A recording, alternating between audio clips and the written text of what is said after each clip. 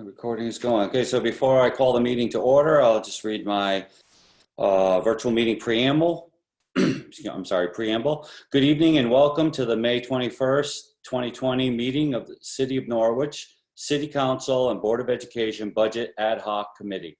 The committee will seek to comply with the directives of Executive Order 7B-1 issued by Governor Ned Lamont on March 14th, 2020, together with any executive orders subsequently issued which pertain to such meetings. The general public is also welcome to listen to the meeting by using the call-in number and meeting ID listed in the meeting agenda. Many of you have joined this meeting as participants via the meeting link that was sent to you by email, and you may have noticed that your microphone is muted upon joining the meeting. Please help to keep background noise to a minimum by muting your mic until you are ready to speak to the meeting. As a committee member, if you would like to speak during any part of the meeting, you can click on your personal meeting icon and raise your hand. When it is your turn to speak, you will be recognized by the chairman and you can unmute your mic. Please state your name prior to speaking. As a member of the general public, you have joined this meeting by calling in. Your microphone is also muted upon joining the meeting. You are welcome to listen in to all or part of the entire meeting tonight. Please be advised that this meeting is being recorded and that the media may be present for all or part of the meeting. At this time, please mute all background devices and we will begin. Thank you.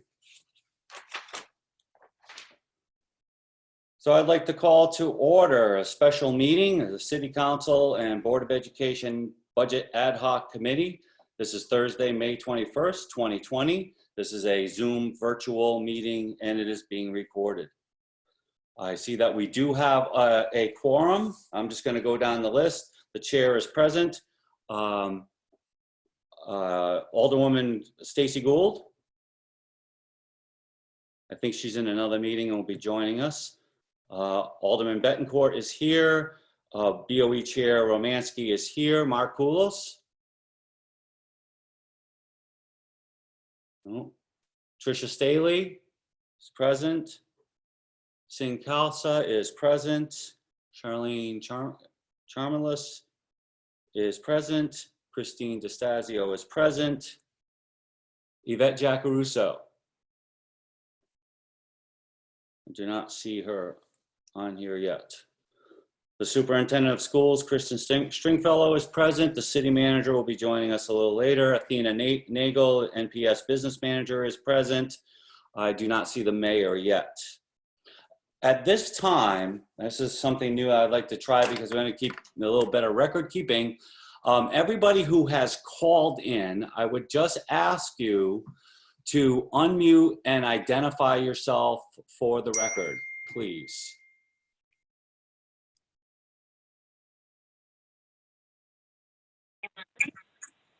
This is Jenna Tenor with Norwich Public Schools. Thank you. Kara Lewandowski with Norwich Public Schools. Thank you. Elizabeth Regan for the Bulletin. Thank you.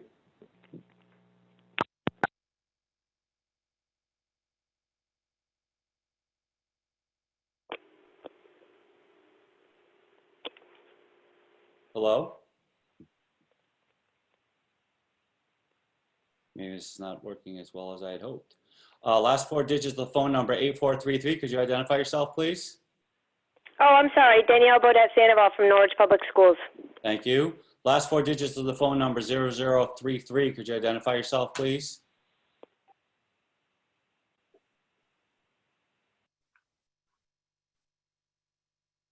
Not there. Muted. Yeah. Hello. Last digits of a telephone number 0033. Could you identify yourself? Susan Blinderman. Thank you. Last four digits of telephone number 9770. Could you identify yourself?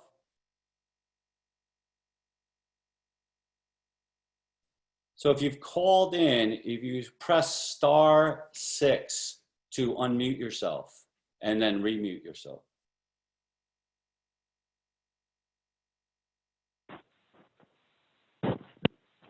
Yes, 8143. That's Jenna Tenor, but I don't think I muted myself again. I'm not sure how to do that. I just did it for you. Last four digits, 3141.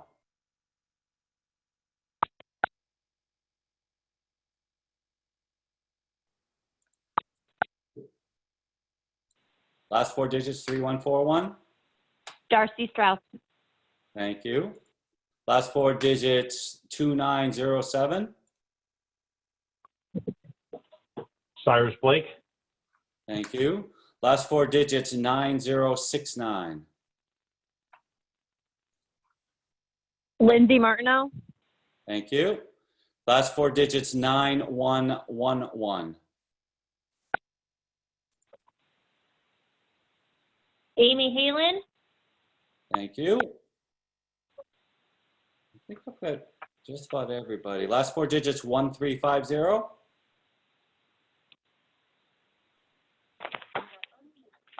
Jamie Bender from Norwood Public Schools. Thank you. And last four digits, 6073.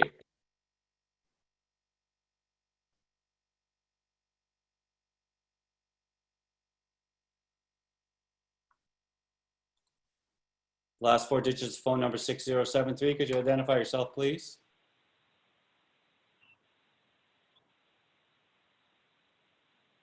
Not there. Okay. Carlene, I see you have your hand up. Yes, I had a quick question. I just want to quickly note that I was having some issues with one of the link that was sent out earlier. So if a few members are missing, they might be having the same type of issue. And I had a quick question in regard to asking each of the callers to identify themselves.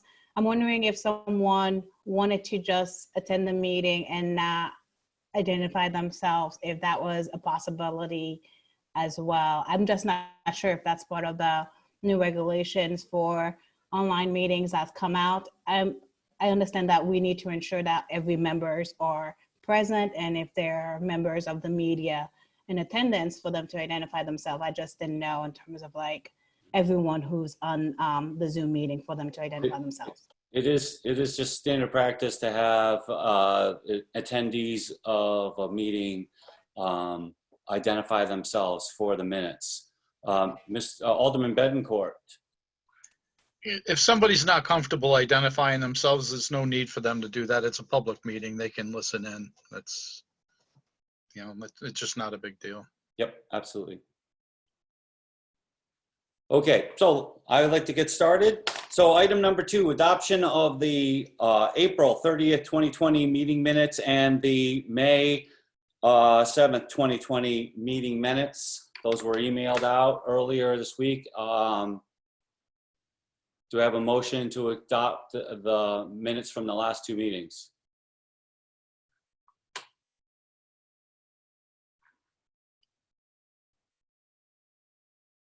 No motion. Okay, so Do we, so I have a correction to the May 7th, but we have to have a motion to accept them and then we fix them. Is that how it works? exactly. So Okay, sorry. So I'll make a motion to accept them. I'll second it. This is Singh. So minutes moved to be adopted by Alderman Betancourt. I'll take your second, Mrs. Romansky, to the motion.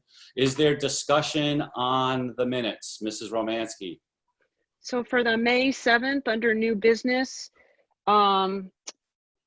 it identifies the president of the board of NFA Board of Trustees. His last name is Joyner and not Patrick. Deval Joyner, Joyner. I have no idea why I put Patrick. Thank you, Heather. No worries. Yep, thank you for that. All right, is there any other discussion about the minutes from the last 2 meetings? Seeing none. All those in favor of adopting the April 30th minutes and the May 7th meeting minutes, signify please just by raising your hand. Mr. Stasio?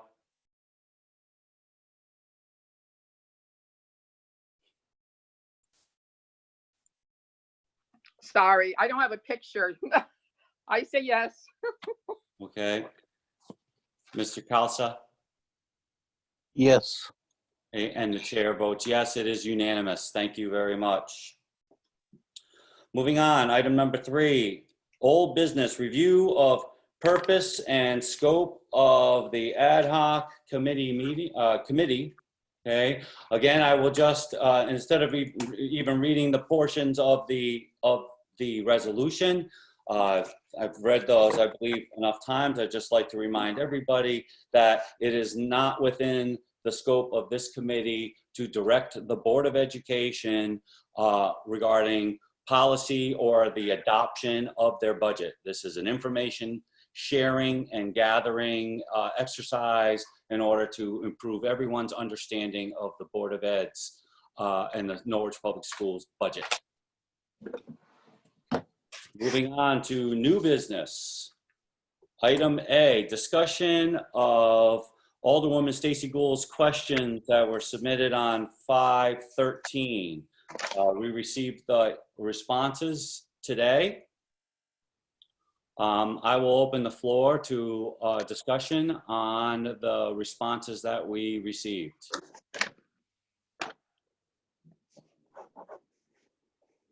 Alderwoman Gould. Yes, thank you. Good evening, everyone. So thank you for getting the responses to all of us today. I do have a few questions, though, that I would like to go over and get some. I realize this is hard, but I need some hard numbers. You responded today that your 18-19 grant funding was $13,202,955.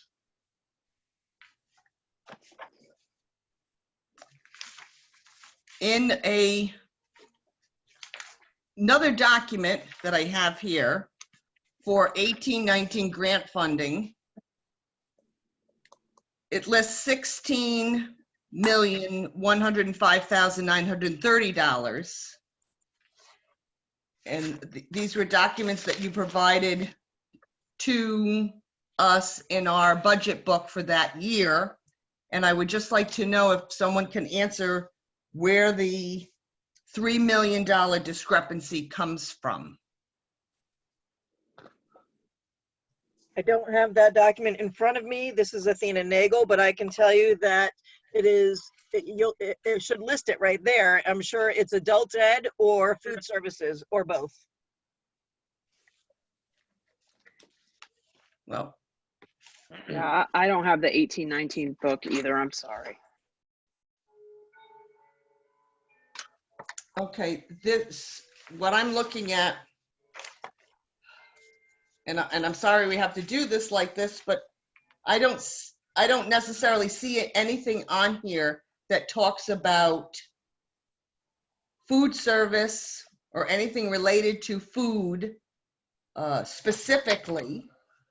This talks about federal public school funding, state funding, extended learning, preschool funding, school specific funding, and all the IDEA and Title 1, 2, 3, and 4 grants. So this is Kristen Stringfellow, Superintendent. Mrs. Gould, I don't know what you're looking at, and I know I wasn't here during that period of time. What I have learned is the way that the former grant director compiled these documents is that they often included everything we received as fiscal agent. So if you look to the document that I provided you this year, we showed you a fiscal year 20 allocation, and then it was broken up by public school and private school. So I'm taking a guess, and I'm assuming that the difference might be private school grant funds. But So if you had, is there a way you could show us what you have? I don't know how I would be able to do that. I am challenged in the technology department. So I have no idea. This was in our budget. So it was in Josh's budget, not Athena's. Is that what you mean when you say our budget?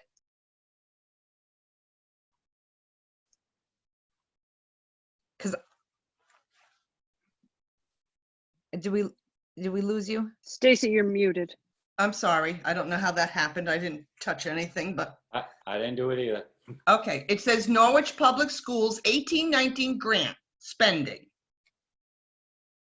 And it's a two-page document. The larger document. It is a I'm sorry, could you say it again? It's a two-page document that was in our budget book. But the 1819 One of the problems is budget. we don't have that budget book. And so who would have put that together? Would that have been Josh who put that together? I can't answer that question. I don't know. I didn't put it together. That part I'm sure of. So I'm happy to try to help, but I don't, it's hard when I don't know the origin of where it came from or what you're looking at. Okay. All right, we'll move on to 1920. Then you said that the allocation was 15.4. The book that we were given this. So this is what we gave you. I don't know if you can see me. I can but see that, yes. Okay. So this is what we gave you. This is correct. We gave you this at the very first budget meeting. It can't change. We don't get more of it until the next grant cycle. How our information is taken and then packaged for you as a council, I can't speak to. I would assume that could be directed to the manager or the comptroller. I don't know how they repackage it, but this is correct. This is what we gave you. If that is the number. Is that the one that says fiscal in the first column FY20 allocation? Yes. Okay. 15,432,674 is the total. Public of that is 14,286,628.97, and then we are the custodian or the fiscal agent for the private. I don't know why I feel like I'm shouting for the private school monies, and those are in the amount of 1,146,045.03. So before Caitlin O'Leary resigned, I had her put this together for you because my understanding is in the past, the council had wanted it all on one piece of paper. And so that's what we did for you. But there was no request to me prior to Caitlin leaving to do that for any back years. So if you have that, I didn't do it, and neither did Athena or Caitlin. This is the only one that we were asked to compile before our grant director resigned. So perhaps it came from the city, but it didn't come from me. Okay, so what I have in front of me, which was printed in our budget, the City of Norwich's budget book, says that the fiscal year 20 allocation is $16,703,720. And that the public is 15.5 and the private was 1.1. Okay.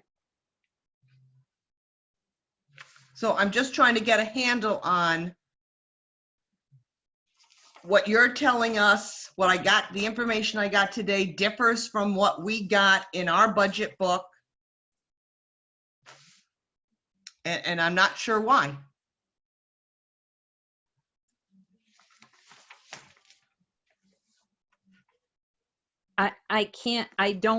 I'm not the creator of the budget book, so someone else is gonna have to, from the city side, is gonna have to respond to that one. Hello, Kristen, this is Josh. Hi, can everyone hear me? Yes, Josh, go ahead. Okay, all right, so what appears on pages 112 and 113 of the budget book is the schedule that I received from Athena and the grants director. And I think that how it differs from what you received more recently is the adult ed grants.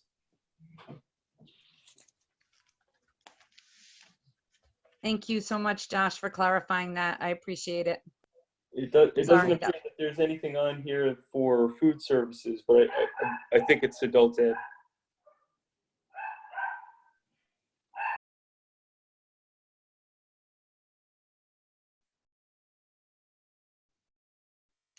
All right, so that brings our difference down to still more than $1 million. Because your adult ed on this book is $942,000. So maybe what we need to do is sit down and go over exactly what you're getting for funding in the grants department. Because I have tried to wrap my head around this more ways than I like to admit. And every time we look at it, there's a different number. The amounts differ. We've got this in there when we shouldn't have it in there. We've got this in there when we should have it in there. I'm very frustrated. So I think this is Kristen again. I think that the problem is that when you ask us for our monies in a certain format, this is it. This is the real information. This is the most accurate information directly from the grants director. And then I'm not sure what metamorphosis it goes through so that for the city's packaging of it for their needs. But I'm not worried if Athena and Josh are off. I don't think that they're off. They're both on the call. We can ask them if they're off. I think that Caitlin would not have been responsible for adult ed, and that's probably why these are our public school, Norwich Public Schools fiscal year grants. Kristen, can I interrupt? Please. I just pulled the grant information up that's in the budget book. And the budget book information has carryover dollars from the federal grant. So it's not just the allocations for that particular year. It also includes the previous year IDEA carryover, the IDEA pre-K carryover, the Title I carryover, Title II carryover, Title III. So there are hundreds of thousands of dollars that are carryovers in there.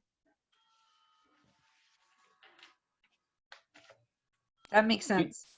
Athena, this is Joe DeLucia. Would you define carryover for us? So many of the federal grants are 2-year grants. So the report that she's referring to it includes IDEA, which is a 2017 to 2019 grant, and IDEA, which is a 2018 to 2020 grant.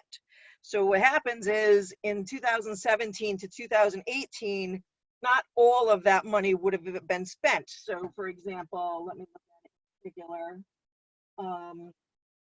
381,000 for actually 381,000 of the 1820 grant is going to roll over to 1920, and then let me pull up 1719. And Can I interrupt for 1 minute, Athena? I'm just going to give a little sort of primer on federal grants. So it's very common, actually, in every school department that I've ever been in, for especially Title I and IDEA preschool to float over or carry over from the last fiscal year enough money to get you through summer programs and summer expenses. So if the grant timeline is different in Connecticut than I'm used to, but normally the federal timeline is a July 1st fiscal year. And so if we're going to get new money, we don't in Connecticut, but if we're going to get it, for some reason, there's a lag and they wait till like October or December to filter through the Connecticut Department of Ed. But we would need enough money to float us for the summer expenses. And so you rely on or save money from the last fiscal year to float for summer expenses before the new grant monies are available to draw it down on. So that's, and usually the amount is about 15% is available. So then when I was a grants coordinator when I was an assistant superintendent, when you go and approach that money, you use old money first, then old money, then new money, because you don't want to jeopardize that initial carryover money of ever losing it and it being sent back to the state or federal government. But it's not that we don't need it. It's that you have to strategically plan for it to cover all of your expenditures, even when the fiscal year ends. If that helps, or I hope it wasn't more confusing, but that's the big idea around carryover. You're permitted to carry over a certain amount, and each category will be different. So for example, we just got permission to carry over Alliance money because of COVID. It's not that we don't need it. It's that we can't spend it this month, and we're gonna need it more in September. And so we got permission to carry some of that over. Mrs. Gould's question from way before and in this physical document was, what's the fiscal year allocation? And the fiscal year allocation is this. How it shows up in your budget binder, as Athena has identified, also includes some old money that was not yet spent. Because if they were hard and fast on the fiscal year, then whatever you hadn't spent by June 30th would be gone. You wouldn't, if you couldn't carry it over to cover your summer, you would lose it. Okay. And if we don't get more until December, then where do we get the money to pay for the things in the middle? And so that's why, and I remember sitting down with you, Mrs. Gould, at our entry meeting. Grants are not simple. Grants are tricky, and there's different fiscal years that don't align to this budget at all. And so, and the state grants come in at a different time than the federal grants. They're written at a different time. So we haven't yet written the next fiscal year, the fiscal year 21 grants. In Rhode Island, I would have written them before May 30th. In Connecticut, there's a several month lag, and I haven't quite figured out why, but it's not just in Norwich, it's everywhere. We would write for them, and then you get approved or not approved, and typically there are maybe 5 or 6 go-arounds of this. So I appreciate and understand your need to know, like, one of the questions you asked is, what new positions will there be? In grant funding, we won't know until they approved it. So if I had in the past written a grant fund request, because we write a narrative that could be hundreds of pages long. The ones I've written in the past, hundreds and hundreds and hundreds of pages. So you ask things about like justification and what was this written for.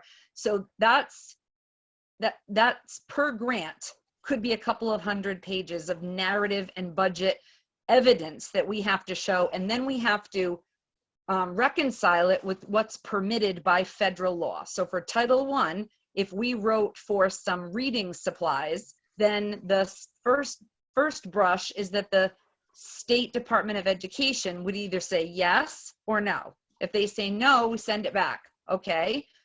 They say we need an attendance officer. I hadn't planned on having an attendance officer, but that's what they're permitting us to purchase with those grant funds. It's a constant evolution, and it's not as finite as you're anticipating it to be. I think that's what makes it frustrating.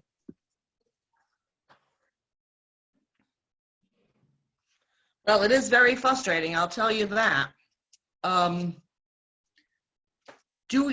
Does the Board of Education know how much grant funding they're getting for 2021?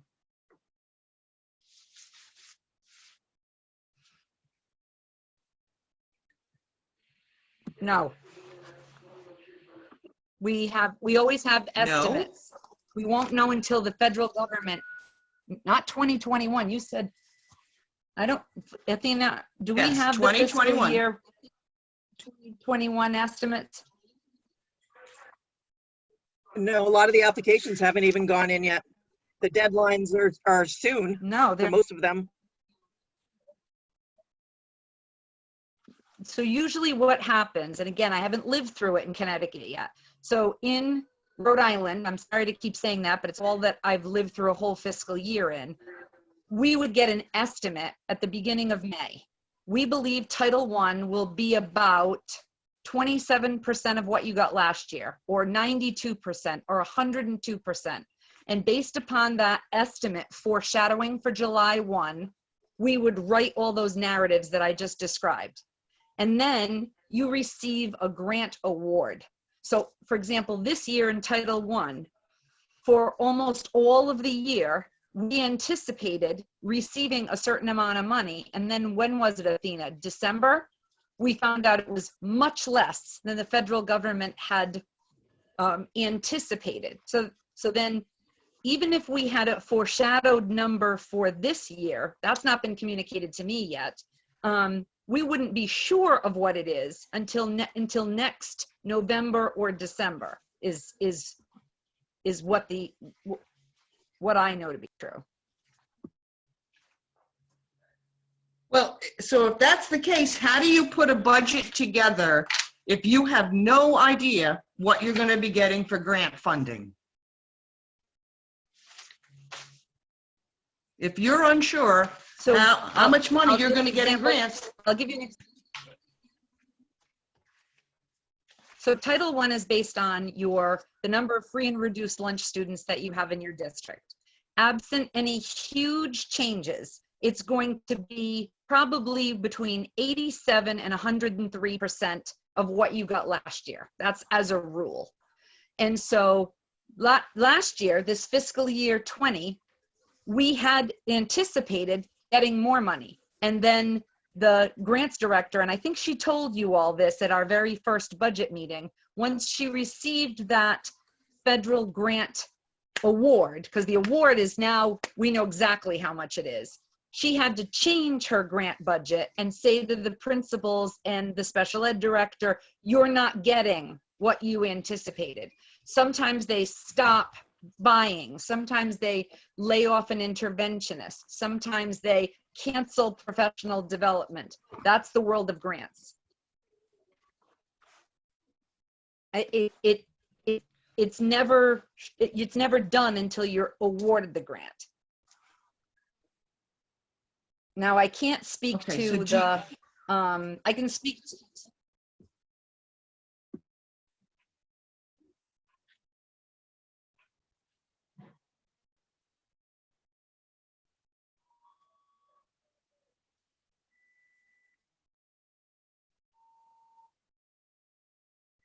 Sorry, Stacy, are you finished?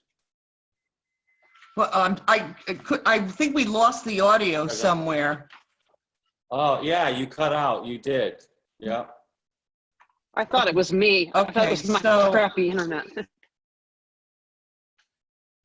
Well, I wasn't sure if it was me or something else. Yes, I am. So basically you're, I'm sorry? So basically what you're saying is that it's a guess that we're maybe going to get 15 million, 16, 14. So how is it that other school districts are able to put their proposed grants down on paper and we can't?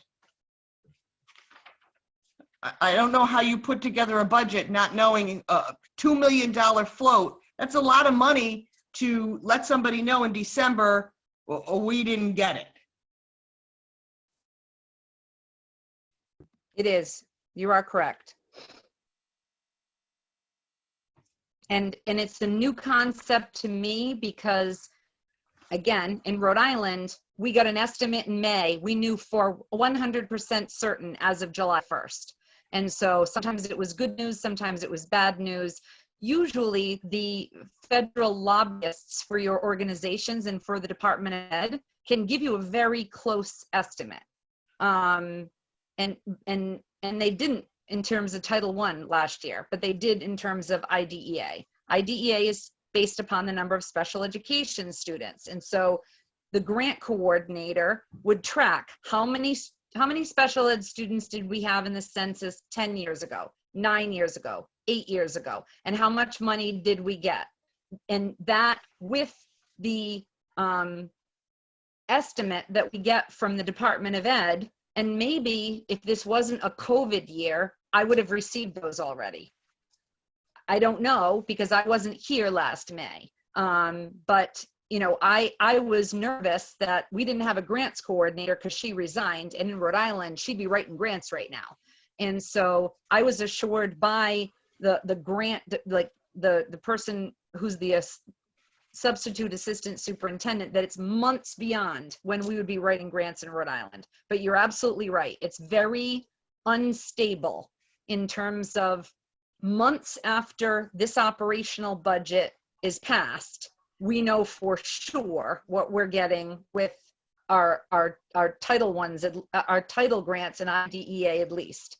Now with Alliance and Priority and some of the grants that are 2 years, there is stability in knowing what those are. I believe, and I wish my grants person was answering this and not me, I'd have more confidence in it, that the SIG grant, for example, it's only $34,000, but I think the SIG and magnet grant money is known. And the 2 year, if it's year 2 of a 2-year grant, then that's known. But the big money is the unstable money. The IDEA money and the Title I money, other than Alliance, and school readiness is not all ours. So other than Alliance are our big amounts of money, and they're federal. And so we're not getting any real hard numbers until after at least the federal budget passes. It would be great if they were all in alignment. It would be simple. And if you'd like, I mean, I have resources that I could send you to try to make this seem more clear. So I could give you the link to the Title I guidance and what you're allowed to spend it on and what you're allowed not to, and the timelines and all of that. I certainly could do that to try, if you think that would help, but it could be more confusing because it's complicated stuff. It's not simple, and it doesn't make it easy on local boards to be able to project. I'll agree with you on that. So I'm going to ask this question again because I think I asked it when we lost the audio.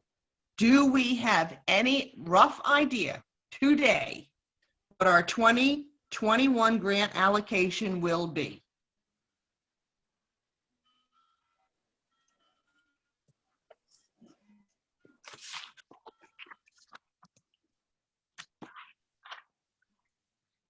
I'm checking with Athena. I don't have those numbers in front of me. I don't believe that I've received them from the Department of Ed. I don't either. Okay. Thank you.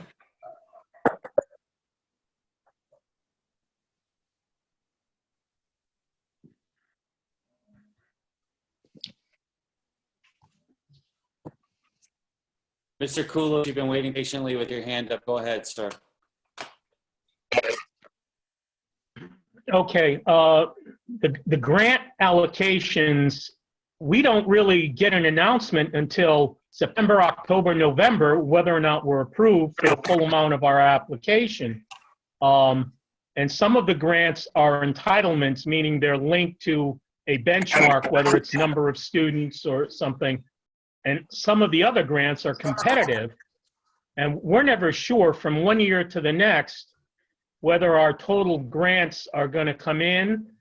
So the way you forecast budgeting in Connecticut schools, as far as grants go, you just use last year's figures and you assume that you're going to get the same amount of money you got the year before, unless a specific grant has run out, say for a 5-year magnet grant or something of that nature, then you know that that grant funding is going to go away.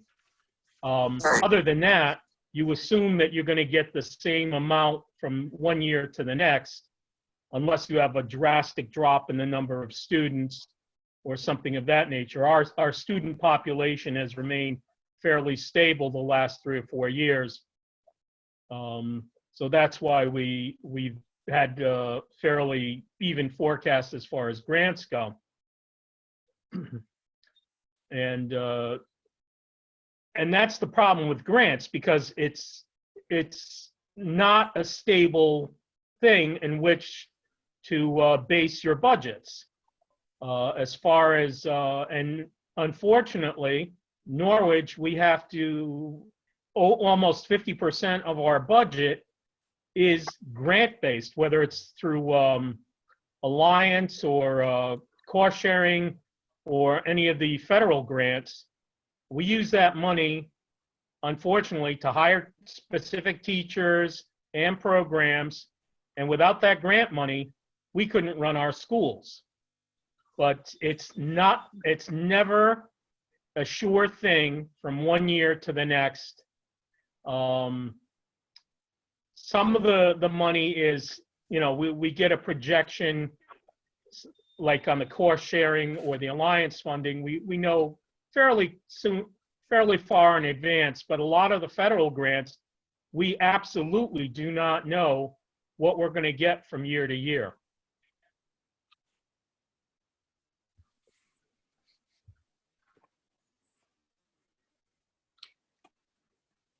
Mrs. Staley, you've been waiting patiently. Thank you. You have the floor.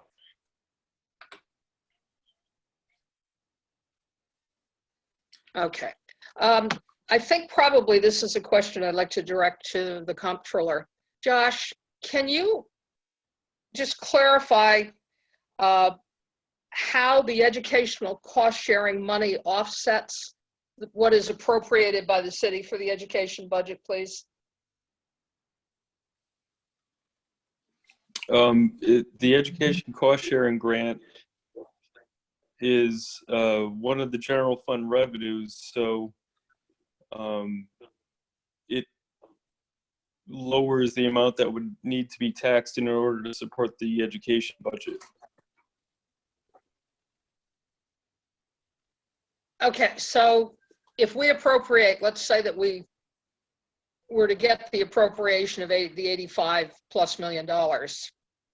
If we got, round numbers, guesses, made up numbers, $30,000 from the state for educational cost sharing, then am I correct that the city would only have to tax or raise taxes to cover $55,000?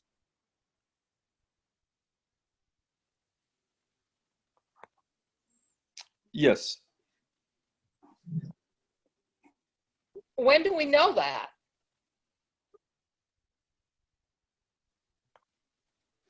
The education cost sharing grant, it's one of the state formula grants that's approved in the biennial budget.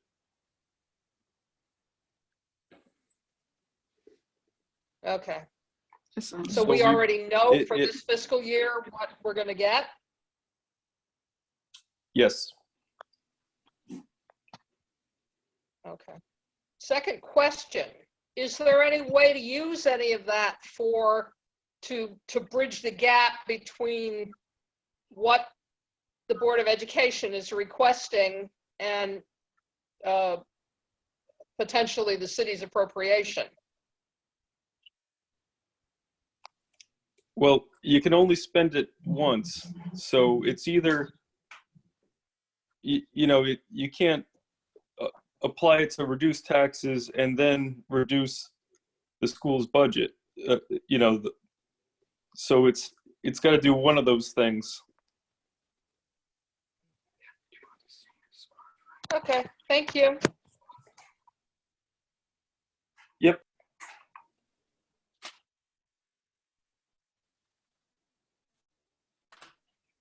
Thank you very much. Carlene, you've been waiting patiently. You have the floor. Hi, Carly Channels with the Board of Ed. I won't keep you guys long. I just wanted to quickly note that, at the start of this is my first time going to the budget cycle.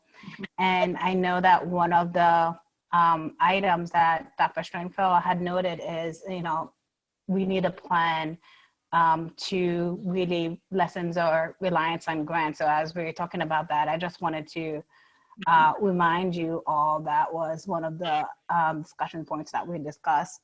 And I just had a quick follow-up questions from actually our budget, the BOE budget committee meeting. I know that Mrs. Gould had asked around the new funding that was awarded to the city of Norwich from the Elementary and Secondary Emergency School Relief Fund. And I know that Dr. Stringfellow will be the one that is allocating, deciding on how to expand those funds. My question was around how much of that 1.9 million is designated for the private school. I know that that fund is not only towards the public schools. I didn't know if you'd had that answer.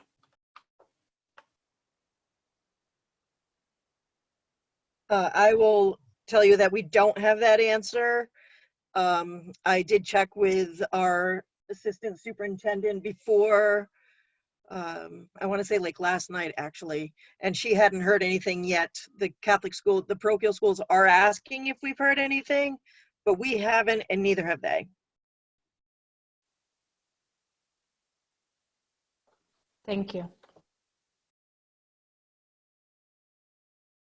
Okay, thank you. So that was a lengthy discussion on item 4A. I'd like to move us on. We did get a little bit into the weeds there, but I think it was important. There were some good questions being asked. However, I would like to bring us back to that 20,000 foot altitude and look at this in a more global fashion, because we have to come up with a budget number. And one of the questions that I had, and I know that Alderman Betancourt had the same exact question, and I believe he asked it first. Do we know at this point in time, I'm sorry, moving us on to 4B. So under 4B, my first question, and then I'll open the floor again. Do we know at this time what the actual increase in dollars in NFA's tuition is for next year?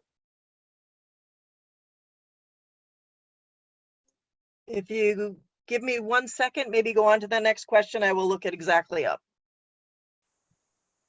Okay, thank you. So we'll hold on that one. That's my question for tonight. So yeah, I didn't have a lengthy list.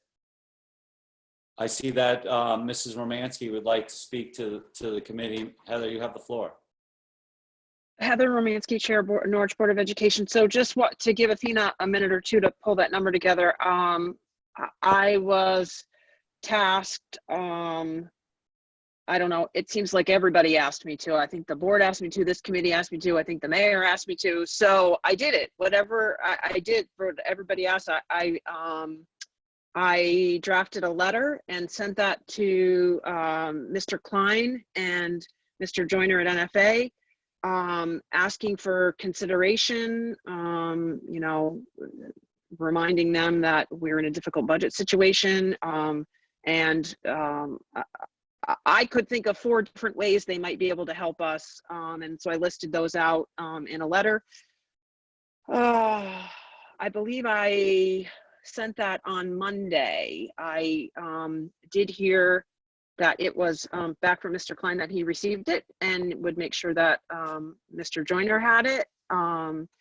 I did not attend the NFA Board of Trustees meeting on Tuesday because we had our budget meeting, but I did hear from people who were in attendance that they did acknowledge the letter under communications, and as of 7/21 on Thursday, May 21st, I have not had any response back from my request, but I also haven't had any response back on our master agreement contract either.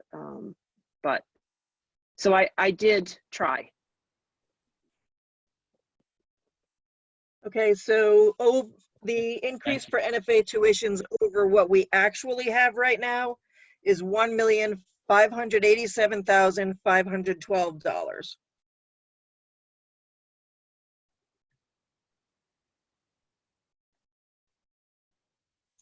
What was last year's tuition number? For this current year, I should say. Based on the population we currently have, it's $22,556,762.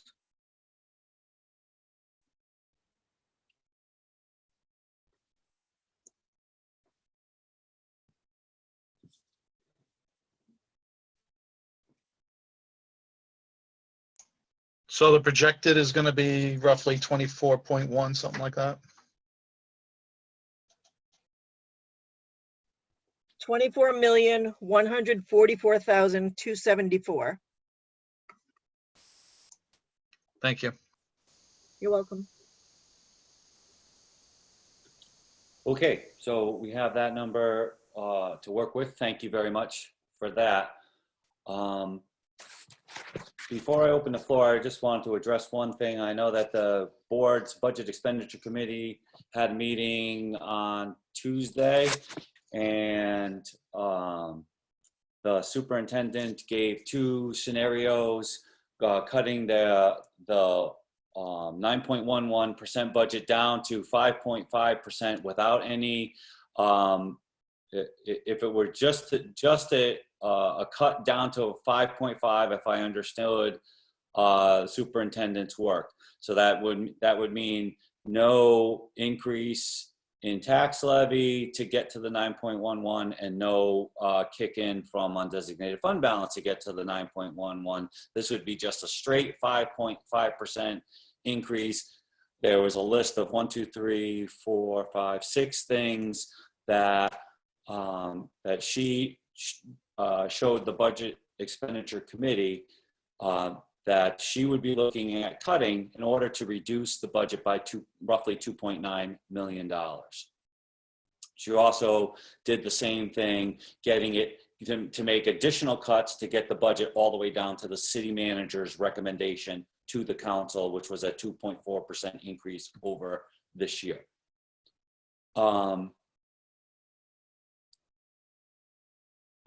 I guess the best way for me to say it is that I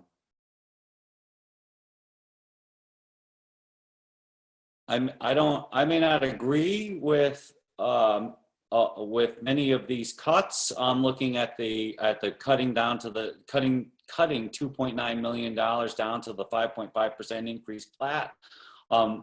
I appreciate the effort that went into this. I know this was an extremely short timeline. I'm just not sure that that these are the cuts that I would make. However, and this is really my point, and I'll leave it alone. At that meeting on Tuesday, certain members of that budget expenditure committee turned the conversation on city council to say, essentially asking us to pick the top 3 things that we would cut. And I'm only going to say, without getting into a protracted dialogue about where our scope and authority begins and ends, I am very concerned about board members asking the city council members for things or recommendations for what things should be cut, only because that would pierce the legislative and the charter-born boundary between the Board of Ed and the City Council. So I'm not upset about that. So if I'm coming off as upset, I'm not. I'm just, I'm very, very, very concerned that if the City Council members were to do anything like that, that would constitute a greater issue of again, piercing that boundary. So while I may not agree with what the superintendent is recommending. I defer to her leadership of the school system and the board's leadership of the entire process. And so for that reason alone, I will not be making any comments where saying, I think cutting this is a good idea, I think cutting that is a bad idea, or whatever the case may be. That's just not a line that I'm willing to cross. It's not that I'm apathetic. It's not that I'm dumping this in anybody's lap. I'm saying that I'm more concerned about that boundary than I am about what Joe DeLucia thinks is a good thing to cut or an acceptable thing to cut versus something that would be unacceptable.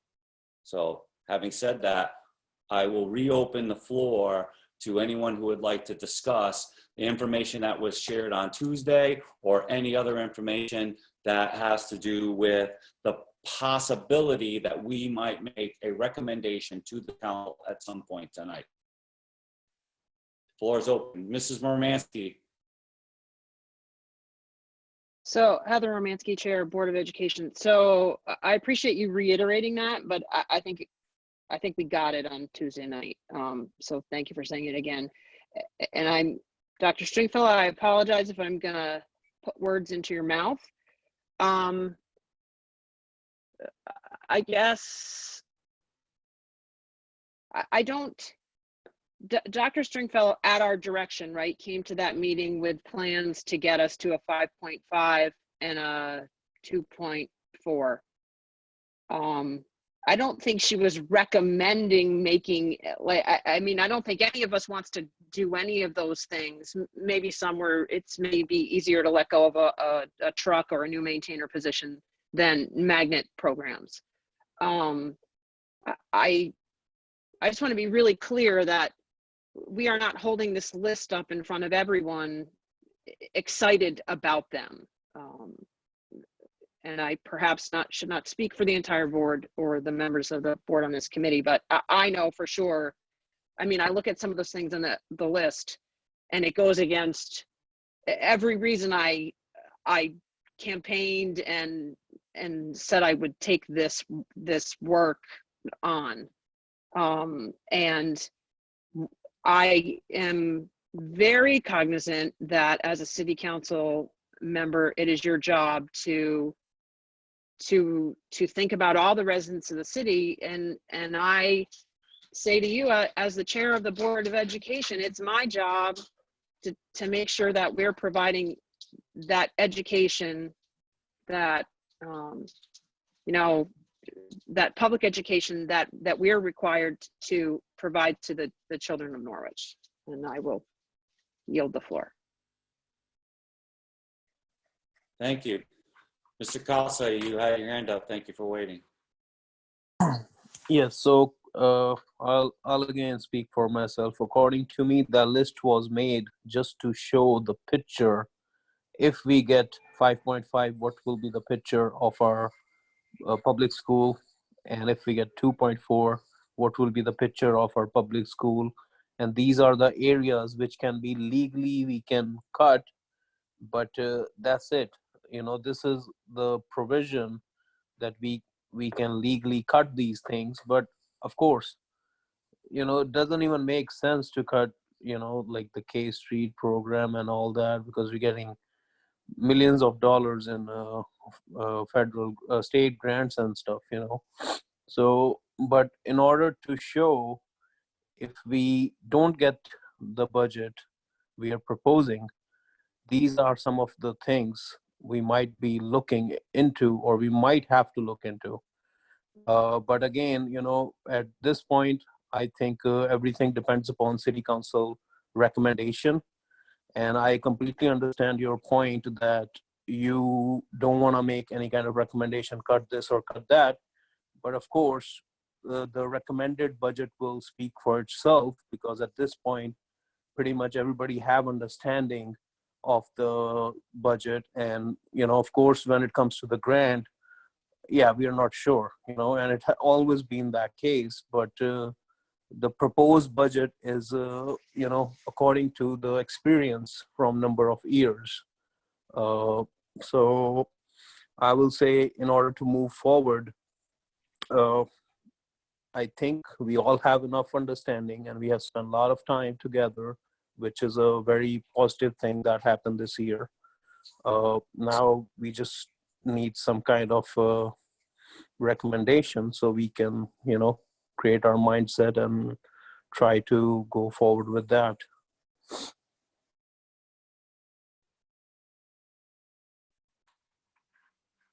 Okay, thank you. Is there anyone else that would like to speak on this item? Dr. Stringfellow, please. I just want to say for the record that it's not my recommendation that that's what we cut.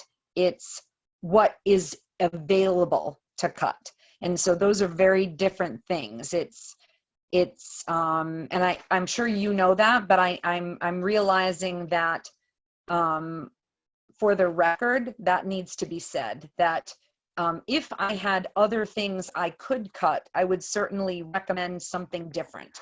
But over the past decade, everything else has been cut already. And so imagining more about just the magnet school concept, it will affect almost every elementary school. It'll probably affect every elementary school in the city, because we are doing a quick analysis now on Moriarty and Waquanic to see about how many children for whom that is their natural boundary school. In order to move those kids out to their natural boundary school, we'll have to displace students at all the other schools and put them back into Waquanic and Moriarty. So that one piece, although it nets approximately $400,000 in savings, will be an upheaval of every elementary school. And so that's certainly not anything as a mother or an educator I would want to recommend. I just don't have anything else if that's the amount of revenue that's going to be available. And I say that with all of the support in my heart for this very, very difficult decision that both bodies have to make. And that's all I wanted to say. Thank you for the opportunity to do so. Thank you. The distinction between your recommendation and what is available for you to cut as a superintendent is a point well taken. I understand completely. Thank you. Is there anyone else that would like to speak on this matter at this time? Carlene, I see you have your hand up. Thank you. Go ahead. I just wanted to reiterate what Heather said earlier. We did get the message, and many of us are learning the rope this year. Just wanted to put that out there. And I think Councilman Wilson said it best. As a board member, it would be really helpful if we had some form of a bottom line number recommendation from the city council in order for us to move forward. Although you guys are unable to provide us with recommendation on what to cut, you are seeing the reality. And like Dr. Stringfellow just mentioned, these are not recommendations. These are the items that really are on the chopping block right now.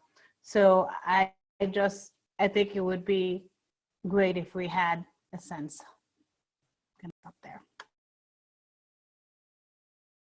Thank you. And to that point, you will. I know this is a learning process for yourself and many of you that are new to the Board of Ed. And I was in your shoes 2 years ago on the council side. That you will have an answer from the council. When the council adopts its budget, it will have a final bottom line number for the Board of Ed. And that'll be the tough decision that the seven of us will have to make. And then it'll be the board that will be faced with some exceedingly difficult decisions to live within that number. But yes, that is in fact the process. The only thing that's new is this committee. The conversations are not new, but the fact that they're happening in this format, in a formal committee, that's what's new. And I believe that has been helpful. Even though it has been contentious at times, it has been helpful. Every time that I go through this process, I learn something new. at least one thing new. And so we're all traveling the learning curve a little bit here, but at least the lines of communication are open, even if we can't tell each other what we want to hear. At least we're hearing what the situation is from both sides of the fence in one venue. And I'm thankful for that. You know, the world would be a beautiful place if we could just say, hey, you know, you need $100 million, here it is. We can't do that. Is there anyone else that would like to speak on this matter? Alderman Bettencourt, I see your hand. Thank you. Yes, just to let you, so we're talking about the NFA number, the tuition number. So doing some rough math there, and I just had an offline chat with Athena here, and basically the numbers represents a 7% overall increase in the NFA tuition budget. So that's a substantial number, obviously, and certainly well in excess of the 2.4% that the city manager's budget is already allotted. And something, I'm not sure if we can do something with NFA about that. I don't know if there's still discrepancies about that. I don't, you know, from what, from at least from Athena and Josh, it doesn't appear to be so. I talked to Josh earlier today. So that's a huge dollar amount. Of course, most of that is represented in, you know, a large amount of that is represented in special education costs, because I think the base tuition rate just went up a shade over 3%. But the, you know, there's certainly a elephant in the room as far as that kind of increase goes. So I'll just make that point for now. And as we continue in our deliberations, you know, that's one of those things that we're going to have to deal with. I do have a question, though, about the payroll expenses. I think was said went up, you know, over 5%, 5.5%. I think, I forget what the number was. I don't have it in front of me. I wanted to check, because usually most CBAs and stuff, I mean, you know, they're running around 3% or something like that as far as annualized costs. So I wasn't sure how that number came about. So I just wanted to ask. So is that the certified, I'm sorry, I didn't get recognized. Shame on you. I'm sorry. I forget I'm not in a real meeting with, I'm sorry. The question was directed at you, so feel free and go right ahead. Kristen Stringfellow, Superintendent. Was that the non-certified and certified? Is that what you mean? How it went up higher? It's a combination of steps and raise. And so if that helps. So it's only about I think a 2% raise or less, depending upon what contract year and what contract for the non-certified. And for the certified, it would be the step increases and longevity and all those other pieces. Step increases, I'm sorry, this is Athena. Step increases for the administrators, but the teachers were frozen on step going into 2021. There is one other difference with non-certified that I remembered when I was verifying everything today. During this year, we moved some of the the fees funding for preschool. We swapped some expenditures to make everything more cohesive and in alignment with the other grants. So for example, we moved $300,000 of non-certified expenditures from preschool fees to the general fund. So that's why it went up 300,000 for non-certified. But then we moved 300,000 of health insurance fees to the preschool fees. So it was dollar for dollar swap, but they hit two different line items. So that's why it jumps out at you for non-certified fees. I mean, non-certified salaries. Alderman Bettencourt? Yes, okay, thank you. Mrs. Romansky, you have the floor. Thank you. Heather Romansky, Board of Education Chair. So Mr. Betancourt said something that reminded me. I think before our last meeting, there was still a lot of conversation back and forth about special ed costs at NFA. They thought we had a number that was way too high. And it felt like we were getting nowhere with there. And so right before, when we met 2 weeks ago, the 7th, I had reached out to David Klein regarding that. That issue was resolved. NFA was working with old data.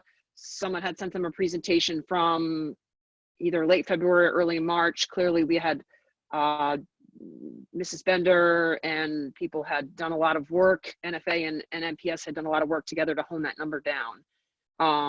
And so that next day we were able to resolve that issue, and there is not that big spread that there was previously. And I don't know if I'm talking out of turn, Mr. DeLucia, but often in these meetings you ask for, does anybody have an idea or a recommendation or whatever? So I just was going to say I'm ready if you are going to ask that question again tonight. I don't know if we're to that point in the schedule or not. I'm sorry.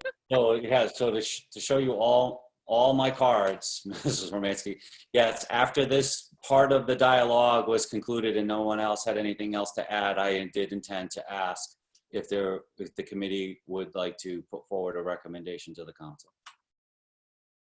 So having said that, is there anyone else that would like to speak under this agenda item?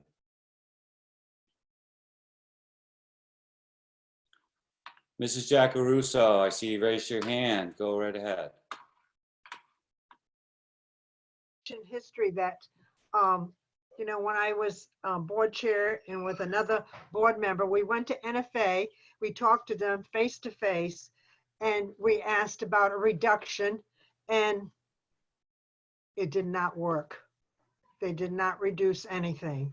They were very gracious and whatnot, but they said, this is what it costs to educate your students. That was the bottom line.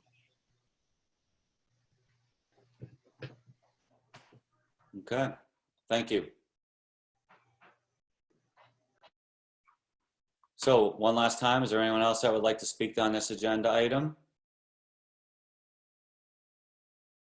Seeing no hands raised at this time, before we move on, I will ask, well, is there anyone on the committee, or does the committee have a recommendation that they'd like to put forward to the city council?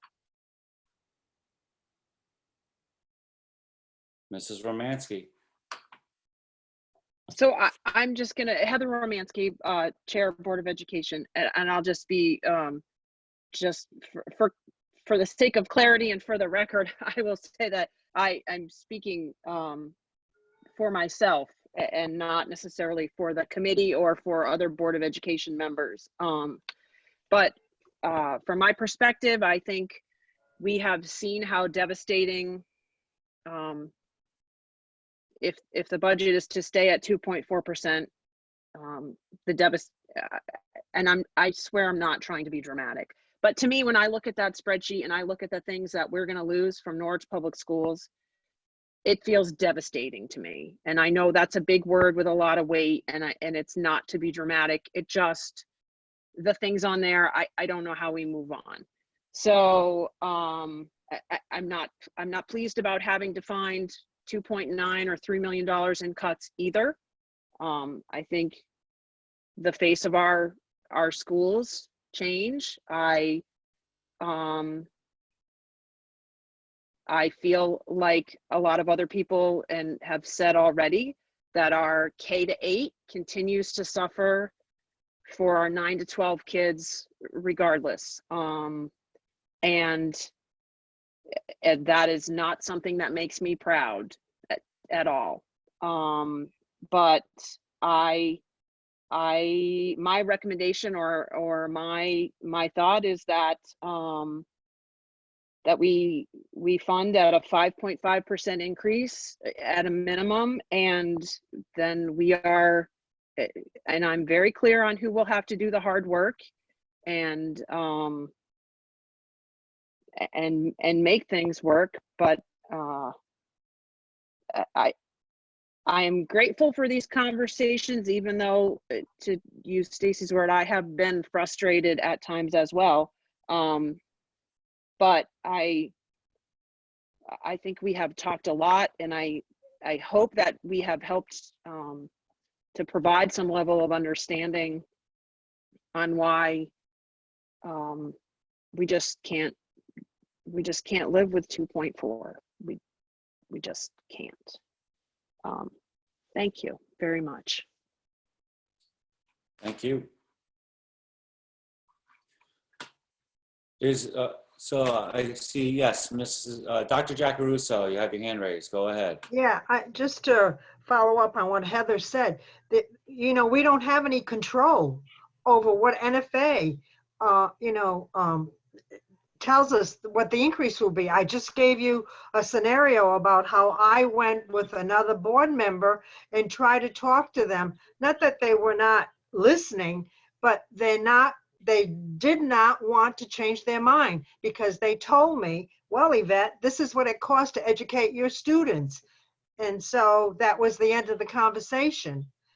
And we tried. There were 3 of us that went to speak to the powers that be, and they would not change their mind. They said that that's what it cost and that's what we want.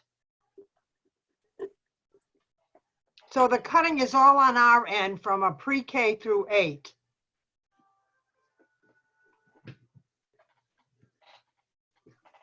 And so NFA goes, you know, they get whatever they want because they're not going to change their numbers. So again, I sound redundant, but the cut is always from pre-K through 8 every year. And our kids suffer. Yes, ma'am.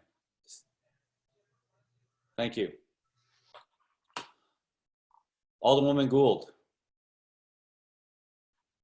I just have want to ask one question where we're talking about things that might be able to be reduced. And while it's a small amount, the document that was prepared by Athena and Josh, with all the costs for tuition and transportation and various other line items. I just have a question about sending our students to Waterford High School. According to this document, we have 5 students that we transport to Waterford High School. The transportation cost is $95,000 a year.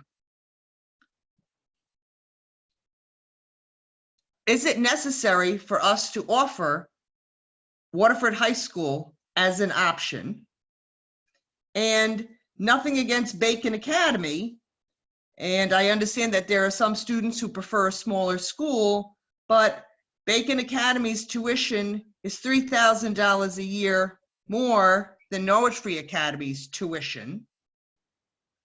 Are those options that could be explored for reductions to your operations? And I understand it's $100,000, $150,000, but rather than eliminating advertising or postage, is that an option? And I don't expect an answer right now. That's just something I'm throwing out there, because I think $100,000 to transport 5 students to Waterford is outrageous. So just throwing that out there as an option for you to explore if and when cuts have to be made. Thank you. Thank you. And Dr. Stringfellow, just give me one moment. So Alderwoman Gould and I discussed this the other day, and you know, because it caught my attention as well. You know, when you add the tuition and the transportation together for 5 kids, we're spending you know, $150,000 for 5 kids to go to Waterford. So, that rivals some special ed costs at 50 grand, at 30 grand a kid, so just having said that, go ahead, Dr. Stringfellow, please. So I'm at a bit of a disadvantage because I was not here when Waterford High School was added to the equation. But I will say that during our first budget, it's not the ad hoc meeting, our budget subcommittee meeting, of which Mrs. Gould and Mr. Wilson are members, they asked me, I believe it was Mr. Wilson, asked me to do a per pupil expenditure for Norwich Public Schools compared to other districts. And then also a per pupil expenditure, how much we spend per pupil on all the different high school options. And NFA was the highest. So there are other costs that go into NFA. It's hard when you just pull out a small slice. We are very concerned about particularly the Waterford transportation that came up this year. I'm not as concerned about Bacon Academy and those costs because their per pupil expenditure ends up being much lower. And you'll find that different high schools have different tuitions, but theirs are not going up to the level that NFA is going up to this year. But Griswold, we explored a very interesting option for transportation. The board was very unsure of taking on an additional high school choice. So I would say that it was not a unanimous choice at all. It was something set in motion before I started that we finished. But the superintendent in Griswold did his due diligence to make it a budget, like no cost budget for transportation. He's actually bringing the buses to the technical school that he normally would, and we're arranging through our collective bus companies for a free pickup to go back. So it's sort of an experiment, but because of Sean and his due diligence and our work with each other's bus companies, if it works with Griswold, we're going to try to replicate that to make a no-cost bus transportation with our other high school partners. And I've spoken about this in the past, but not certainly with this group. And if that's the case, we'll replicate it with everybody, but probably, we wouldn't be able to replicate it with NFA. They have a different sort of system. They're a tier of our buses. There's so many kids there. So we are already working on trying to reduce the cost completely of a lot of these high school choices that are non-NFA high school choices. In terms of Waterford, Athena would need to weigh in, or another board member, to see if the board signed a multi-year contract with Waterford or not.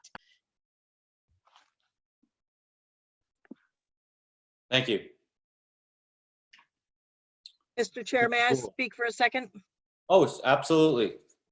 So on the original document, I just want to clarify something. On the original document that you're looking at, that 94,890 was actually highlighted. That amount is the same bus that goes to Waterford, New London Science and Tech, Wyndham Act, Marine Science, and Wyndham Tech. So that almost 95,000 is for 5 locations. Well, I will tell you that I am very happy that you brought that up and that you said that, because when we looked at this, we asked each other the question. It's like, well, all right, so how do the kids get to Wyndham Act? How do they get down to Groton, to the Marine Science Magnet, and over to New London Science and Technology Magnet? And I said in that conversation, well, that transportation cost must be rolled into something somewhere. And what you're saying is it's rolled into that nearly $95,000. So it's not $95,000 to send 5 kids just to Waterford. No, sir. Okay, thank you. Mr. Coolidge, you had your hand up. Trying to unmute. Okay. Yeah, unmuting. Okay. Do we get some sort of reimbursement for some of these transportation costs also? We get up to $1,300 a student for the magnet schools that we transport to. We don't transport to all of them. But for those that we do, we get up to $1,300 a student. We spend more than $1,300 a student. We usually end up having a cost out of pocket of about $20,000 or $30,000. I think this year we got almost $70,000 in reimbursement. All right, so some of that cost that you see is absorbed or lowered in another line item. That's net. That's the net cost there. All right. This is after the reimbursement. All right, so the 95 is the after reimbursement cost, but you're saying it's split among 5 different schools of choice. Right. Waterford High School is not eligible for reimbursement, but they hit the same line item, so it's net of that, yes.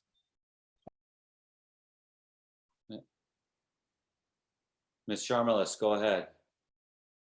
I just want to say thank you for that question, and maybe in future documents for those items that have multiple items compiled into one, it would be great to have like an asterisk with a note. Just wanted to note that. I want to go back to the recommendation that Heather put on the table around, funding the Board of Ed at the 5.5%. I just didn't want to lose track of that conversation because it's out there.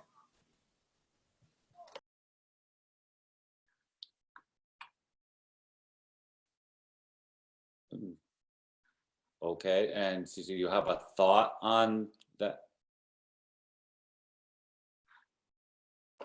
Oh, no, I just wanted to reiterate, I just wanted to circle back to that recommendation that she had. Just me speaking personally, I understand like the work that the Board of Ed will have to do over the next couple of months, and it's not an easy job, and I would like to second her recommendation. Okay, well, thank you very much for that. Yeah, we are back to that comment. Alderman Bettencourt has his hand raised. Go ahead, sir. So that's the maker of the motion there, the Board of Ed Chair. Was I supposed to make them? I wasn't sure. Do I? Well, yeah, no, you would make the motion and Okay. Carleen, she seconded, which would be the proper thing to do. So, Well, I wasn't. so- I If I could just interject for 1 second, Mrs. Mormansky. So it was the moment that you said that you were only speaking for yourself, I interpreted that you were not making a motion that you were asking the committee to act on. However, if that is your intent and you would like to put forward a motion, then you are free to do so as a voting member of this committee. Go right ahead. So I'll raise my hand again. Heather, sorry, I get confused with it's our, like the committee's job is to make a recommendation, so that the motion thing gets confusing to me. I apologize for that. So Heather Romansky, Chair, Board of Education. I would like to make a motion that this committee recommends to the City Council to fund at a minimum a 5.5% budget increase. Thank you. And Carleen, second that. Carleen Sharmalis seconds that motion. Is there any discussion on the motion? Alderman Bettencourt. okay, we'll try again. Hey, if things were great and stuff, I'd say even give you the 9.11 even. But let's face it, we're not in a good situation, So, Heather, do you have the what the hard dollar amount is between the 2.4 and the 5.5?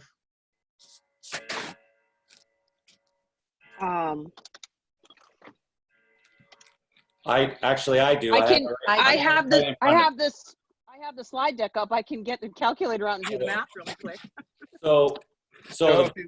Yes. So a budget reduction to the city manager's recommendation, so a 2.4% increase, would mean a reduction of 5,434,000, rounded to the nearest thousand.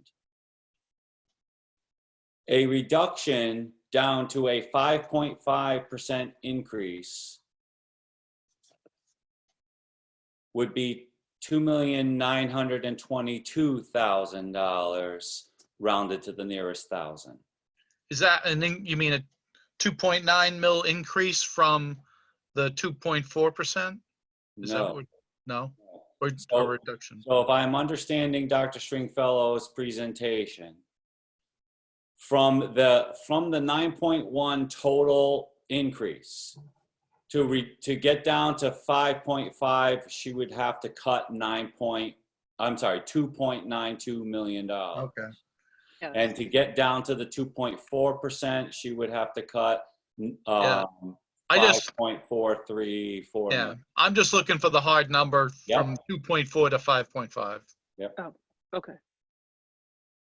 So, Mr. Bencourt, do you want to know what the bottom line amount is for a 5.5% increase, or are you? Yeah, from the 2.4 to the 5.5. Okay. Sorry, I wasn't ready for that. 2.0, Mark? The difference A is little over 2. 2,512,209. 2.5 million. 2.5 Yes. million. 2.5 million separates the two. Okay. All right, that answers that question. We're still under discussion. All right, so you're all set, Mark? Yeah, I'm all set. Mrs. Staley, you had your hand raised. Still under discussion. Thank you. Since the members of the council are voting members of this committee and we have a motion under discussion, I'd really like to hear their thoughts about what either of those budget scenarios look like. And I don't believe that crosses your line, because you can talk and tell us what your thinking is. I don't have to accept even a recommendation, but I'd like to know what you think about what the schools would look like with those cuts.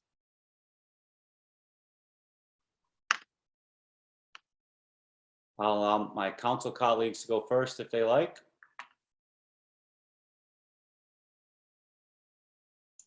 I'll take a shot.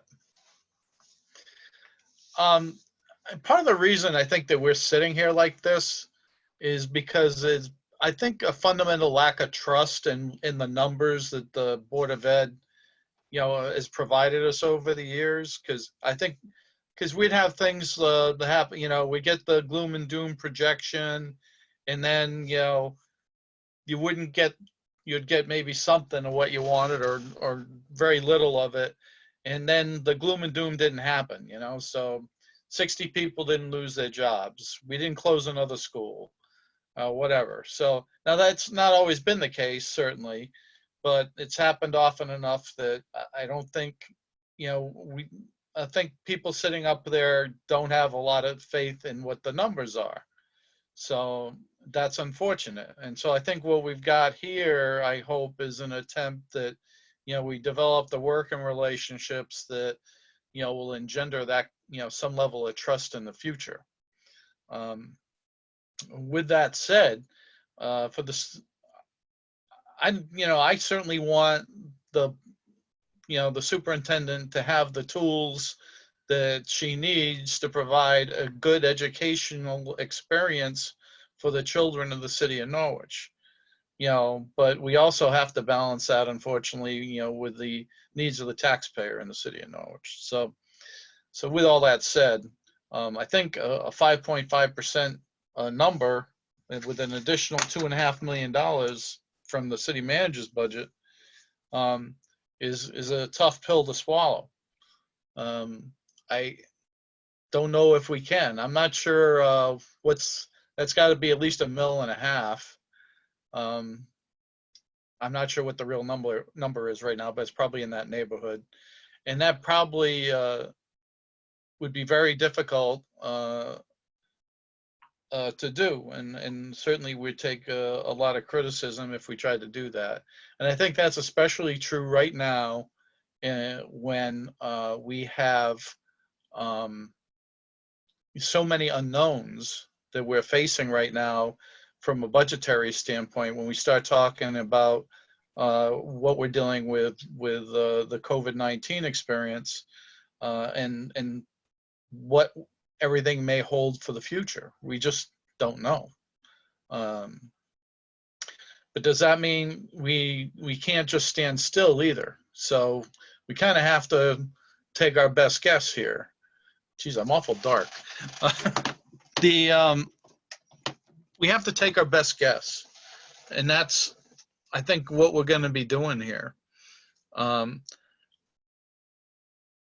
Even you don't, even the Board of Ed doesn't know what the final numbers are going to be. So even if we made a decision today and the city council passed it, we wouldn't know what the final numbers are going to be. We don't know what the state numbers are going to be at this point. We don't know, certainly don't know what the federal numbers are going to be at this point. So obviously we make assumptions in a budget every year. That's part of the process. That's why you have paid professionals that make those decisions. And again, and we've had occasions where those numbers haven't turned out to be what they, what we expected. So, we've touched on a couple of circumstances here today. So I have a hard time dealing with a 5.5% increase. I'm not saying I'm not rejecting it out of hand, only because I know even with a 5.5% increase, there's going to be some pain involved. But I still want the district to have the tools to get the job done. The cuts for the 2.4 level, I think, fairly, there's a lot of maybes in that sheet there that the superintendent that we got emailed to us. But realistically, I mean, those are some of the cuts that would probably have to be made. And draconian really doesn't do it justice. So, I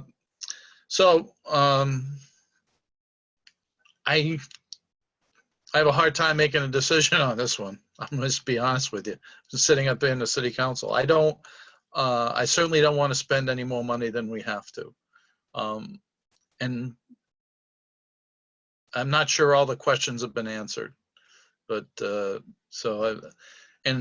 but I don't think there's any big money out there anymore. It looks to me like the special ed questions have been answered. That was the only thing where I think we had a shot. But with the NFA coming in at what looks like a 7% overall increase, it's freaking really screwing up the works. So certainly it's going to make things more difficult. But I also don't think the manager's budget really took some of this stuff into account. Some of it obviously he didn't know when he was creating the budget. So that's part of the problem in and of itself. So with that, I'll yield the floor. Thank you. Alderwoman Gould. All right, well, thank you. I'm sorry, I'm swallowing. The biggest unknown here, and I've been maybe harping on it is a good word, is what you're going to be receiving in grants. How do you put together a budget if you don't know exactly what you're going to be receiving in grants? You got a boost of $1.2 million in Alliance grant. That has to help the bottom line somewhere. I don't know, and maybe you do or don't know, what you're projecting your deficit is going to be for this year. You got a bump with the money for the COVID-19 expenses. Our undesignated fund balance stands at about $13 million. And if we're going to have to take 1.7 or 1.5 or $1.2 million out of it this year, and then next year, if we give you the city manager's recommendation of 83 million, or if we give you the 5.5% increase or somewhere in between, You're telling us, well, we're going to take more money out of that unrestricted fund balance, which has consequences for the city. We're in the middle of a pandemic, which no one could have predicted. We have hundreds of people who are out of work. We have hundreds of people who may not go back to the jobs that they had previously.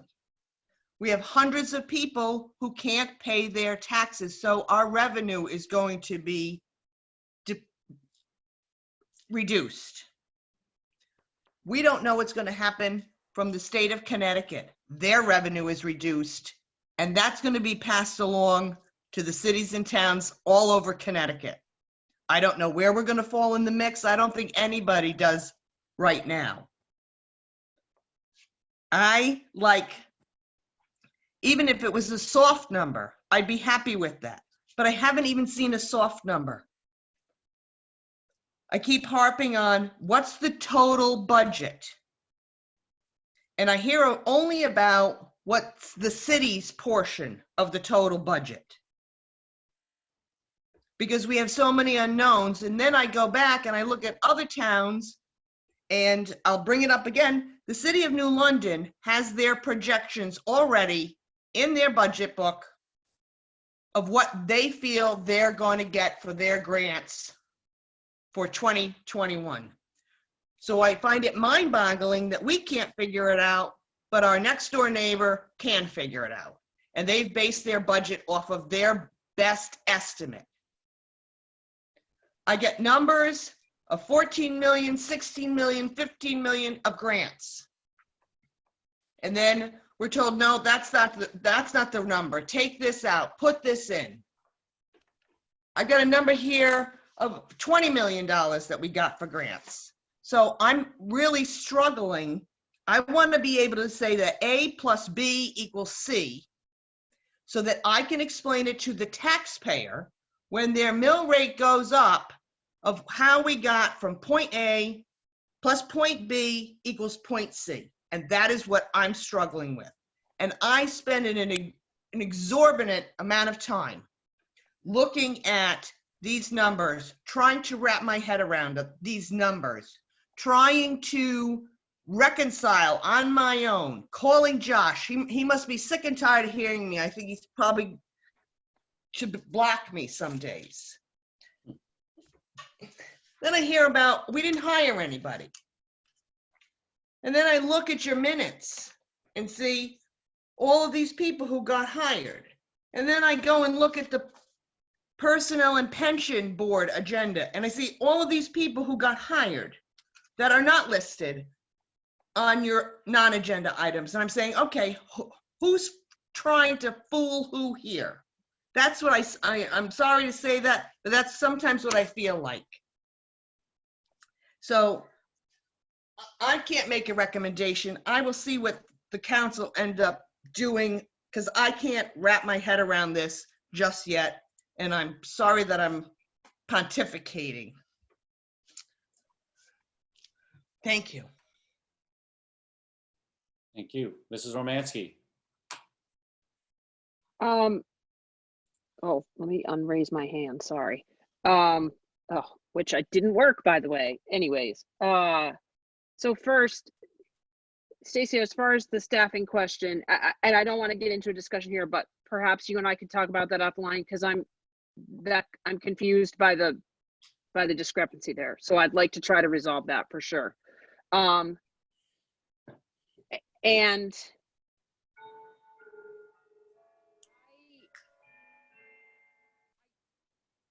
mean to imply that if that it is our intention to draw, I mean, this board has had discussions and is going to try very hard, albeit very painful, to work within the confines of the budget. I mean, I've listened to 2 different meetings where there have sort of been veiled threats of legal action against us if we don't. So that sort of is a little unnerving. So if I just want to be clear that, I mean, yes, To do all the things we need to do, we need 9.1%. We recognize global pandemic, no global pandemic. There is not 9.1% increase for us to spend. Please know that we know that. And so if I said something that gave you the impression that you were going to vote on a budget on June, whatever the day is, and that we're just going to adopt that bottom line number and not make some hard decisions, that is not the case. So I appreciate the opportunity to say those things. Thank you. So as a remaining member of the city council that's on this committee, I will say just a couple of quick comments. I am not on board with the city manager's recommendation. I do believe that that is far too little money to operate the school system, regardless of all of the other moving parts that come into this equation. I also have some concerns about the 5.5%. As discussed at the last budget expenditure meeting, meaning of 5.5% with no kick in from the undesignated fund balance. And my concern with that is this: when Alderman Wilson asked what that would mean to the rest of the city budget, just that 5.5% with no tax increase and no kick in from undesignated fund balance, we were told that it could lead to us having to eliminate 37 positions on the city side of the budget.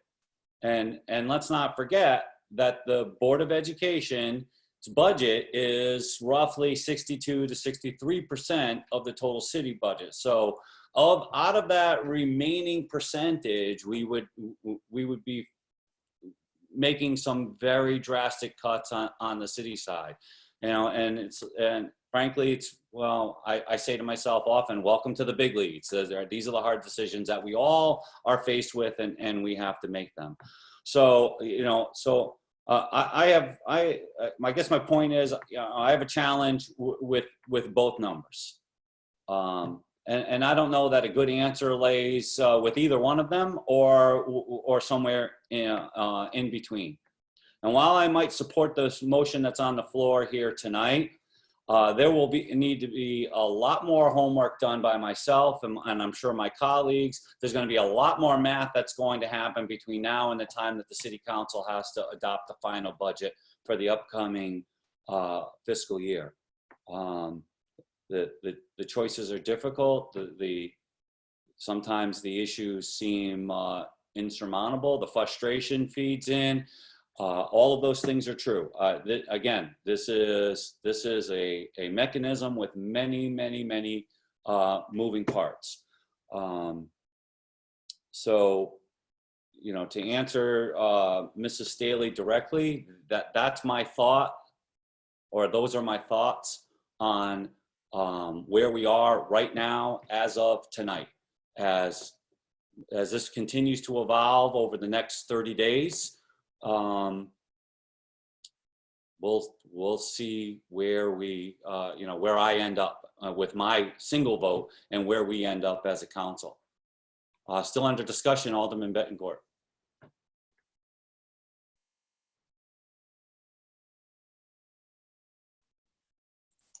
There you go. Now you're unmuted.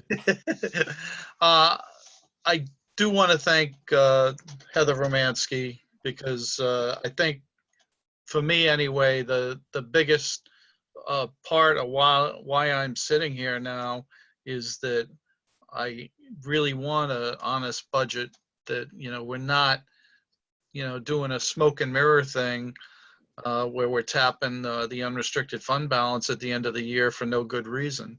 It's there for an emergency. I mean, if something, God forbid, happened, a school burned down or something like that, that's what that should be, that's what that money's for, whatever we have to do to get things done. But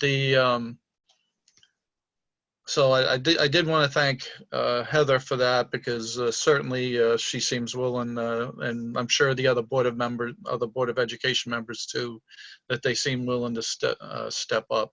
and do the work that's necessary. And the council, I think at this point, it's up to us to do our work, and that's necessary. So, well, I said I have a hard time stomaching the 5.5% in a sense. I think part of it is because of the unknowns, like I meant, like, we've been saying. So, and some of the things that Alderwoman Gould brought up certainly are all relevant, and that, we have people that are sitting out there without jobs now, and we honestly don't know what's going to happen in the next several months. So again, Heather, thank you very much. I appreciate it. I appreciate the effort and all of you people on the Board of Ed. Thank you. Thank you. Mrs. Romansky. Thinking, my mind is always thinking about where I can find money. So I feel like I'm beating a dead horse here, but Can I interrupt for 1 second? Of course you can. Is the comment that you make directly related to the motion that's on the floor? Nope. So you're right. It's not discussion. Thank you. So is there any other discussion on the motion? The motion being that this committee recommend to the city council a minimum funding of that would be represented by a 5.5% increase to the current Board of Education budget. Is there any other discussion? Seeing none, the chair will call the roll. Please signify either yes or no. Yes being that you agree with making that said recommendation to the council. Alderwoman Gould.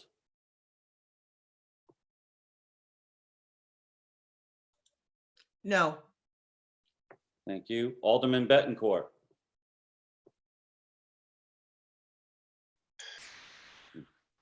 Yes. Thank you. Board Chair Romansky.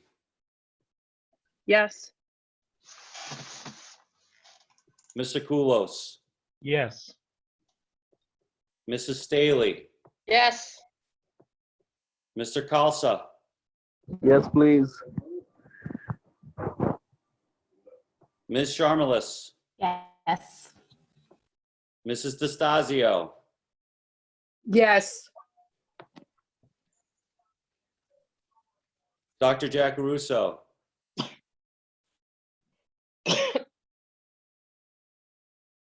She's not unmuted, Joe, but she said yeah. There we go. Dr. Giacaruso. Yes.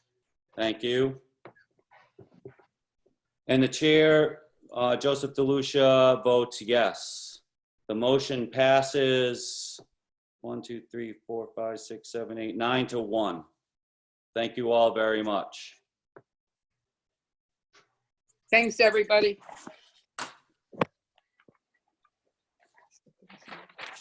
Okay, moving on.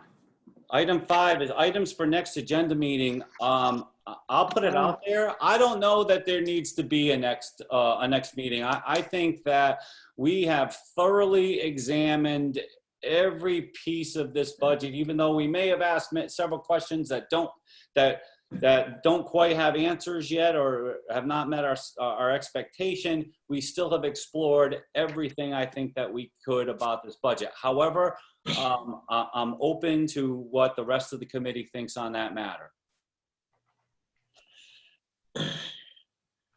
Mr. Mayor. Good evening, everyone. You announced a vote of 9-1, but I believe the committee only has 9 to 1, but only has 9 members, 6 Board of Ed and 3 council. So that vote can't be accurate unless another Board of Ed members voting. It was 6 and 3 ratio, if I recall correctly. That is correct. Thank you very much for that, Mr. Mayor. Mrs. Romansky, we did have this conversation where we, when we appointed the members of the board to the committee. Yeah, thank you, Mr. Mayor. I should have caught that 9 + 1 is 10. You teach math, right, Joe? Yeah. the- I don't know. I mean, I'd have to pull the ad hoc. I'd have to pull the resolution up. I don't have it right in front of my. If I may, Chair, Yeah, looks, I mean, from the looks of things, I'm just counting the faces here. It looks like we have one extra Board of Ed member.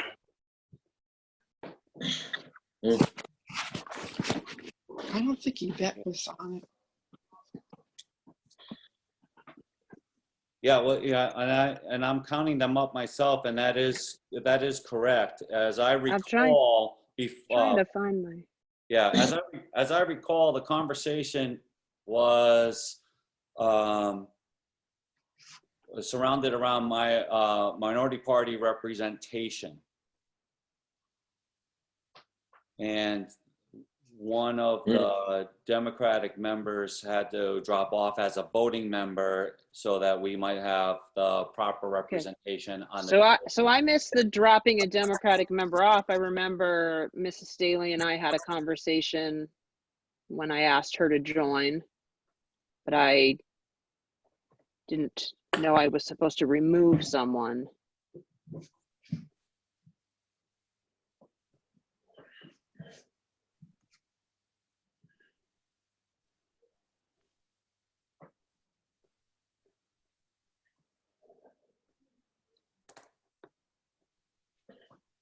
Well, I will turn to my colleague, Mr. Betancourt, who is the parliamentarian that saves me on many, many, many occasions. So I will ask you, Alderman Betancourt, do we nullify the vote, or do we, or is this a matter for Corporation Council? I'm going to say that you should, that I think the board, it was Heather's appointments, correct? For the Board of Ed members? Yes. Yes? Yeah. So then you have to unappoint somebody and we redo the vote. That's all. Right now. So somebody's got. Can I unappoint myself? I suppose you could. Somebody else can do this. No, it's your motion. You can't do it. Right. Is it possible that in the first minutes that Mrs. DeStasio captured the membership when you had that first organizational meeting? I was not at that first meeting, if you recall, but I know you organized that evening and you voted someone, Mr. DeLucia, obviously the chair, and Mrs. DeStasio, obviously the secretary. So I'm just wondering if in the minutes of that first meeting, it laid out who the other players were. The answer to that question is yes, and there are 1, 2, 6. There are 7 members of the Board of Ed stated in as committee members. Yeah, I just got a message from someone in the press saying that that Tricia isn't listed on the city website as a member.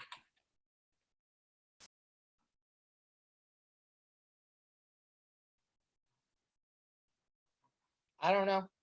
All Well, right. I had a conversation. I had a conversation with Joe DeLucia about Tricia being on it. So, If I may, This is Singh, and actually, according to my understanding, I think the members who were in the budget expenditure committee were added to the ad hoc committee, but you can double check it.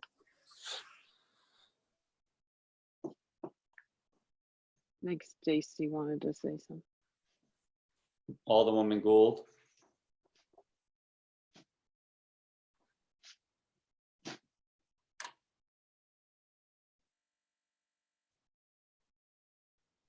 Apparently not. Mr. Cools.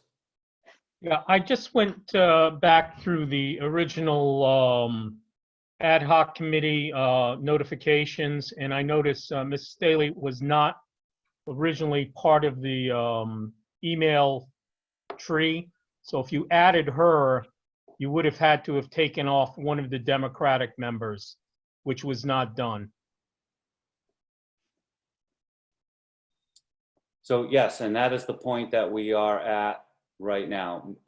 Both Mrs. DeStasio and Mrs. Staley and Alderwoman Gould represent the minority party representation, so they they must be members of this committee. And that was the conversation that Mrs. Romansky and I had at the outset. So I'm going to be very transparent and tell you I did not understand that adding Mrs. Staley, that I was supposed to draw the conclusion, and perhaps that makes me not the brightest whatever, but I did not know I was removing someone, and we've had several meetings and no one mentioned this until tonight.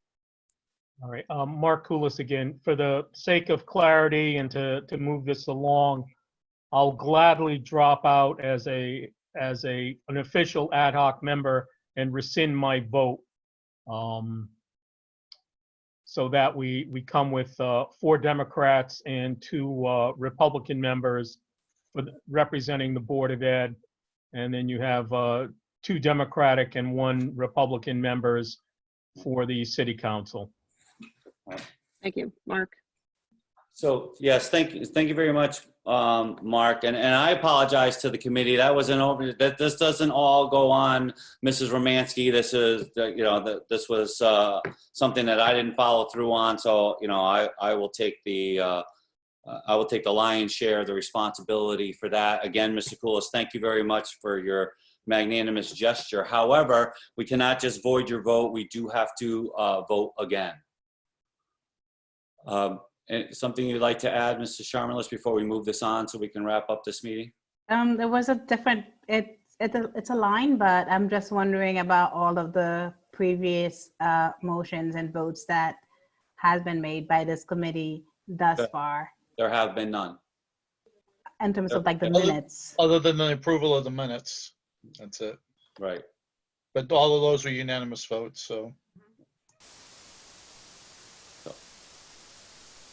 Okay, so that we can move this on again, there is an motion put forward by Board of Ed Chair Heather Romansky that this committee recommend to the City Council minimum funding of the Norwich Public School System for the upcoming fiscal year of at least a 5.5% increase. Was seconded by Ms. Sharmalis. Is there any other discussion? Seeing none, the chair will call the roll again. Alderwoman Gould. No. Thank you. Alderman Bettencourt. Yes. Mrs. Romansky. Yes. Mrs. Staley. Yes. Mr. Kalsa. Yes. Ms. Sharmalis. Yes. Mrs. DeStasio.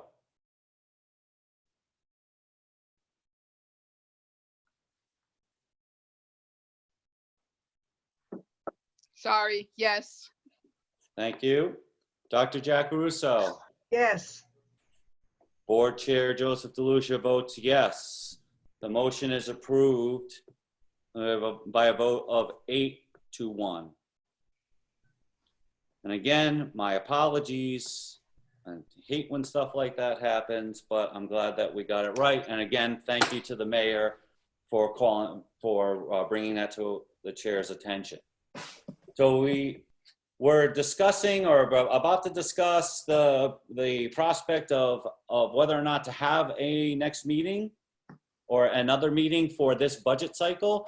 I know you've already heard my comments. I will only add to those comments that I do anticipate that this process will start again as the following fiscal year's budget develops. I would like to see us start earlier.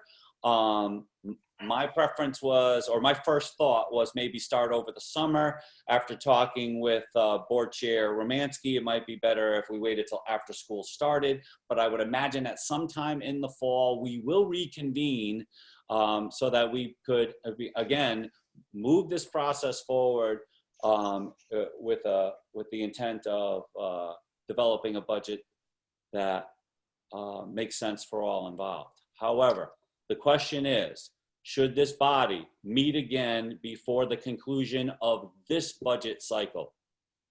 Mr. Chairman, Mr. Mayor, yeah, not to interrupt the proceedings, you've been at this a long time tonight, but with that vote, I think it's incumbent that this group, including the Board of Ed members, decide how to recommend to pay for that. It's either through another rate on the reserve fund balance, which, by the way, you can't go below 10% and the cash isn't there, which means you'll have to amend that ordinance to even touch that amount of money, or you're going to be recommending a straight tax increase above that, which the city manager has put forth. If you're not prepared to talk about that tonight, I think you better be prepared to talk about that very soon. Thank you very much. thank you. And I will briefly respond that we have as one of our artifacts for tonight's meeting, the presentation that the superintendent made on Tuesday night, outlining the things that, if I trying to phrase this correctly, Dr. Stringfellow, the things that she has available to cut that would bring her to that 5.5% increase. I understand your point, Mr. Mayor, that is above and beyond the city manager's 2.4, and it is the difference between the two that you are referring to. So yes, I do understand, and thank you. Keep meeting next school year. So thoughts on whether we should or should not have a next meeting? Mrs. Romansky. Well, I was going to say I did not think we should meet anymore during this cycle, and to the mayor's point, I'm not sure that it's the Board of Ed's role to tell the city council where to find money, but maybe I'm wrong. And I just have to say that out loud. To your point about picking things up, I did suggest maybe like mid-September, and maybe we could figure out some kind of regular schedule so that we could maybe meet more and for not as long. And maybe in the fall we'll be in the same room together. Wouldn't that be great? Thank you. So without putting it to a vote, I'm hearing consensus that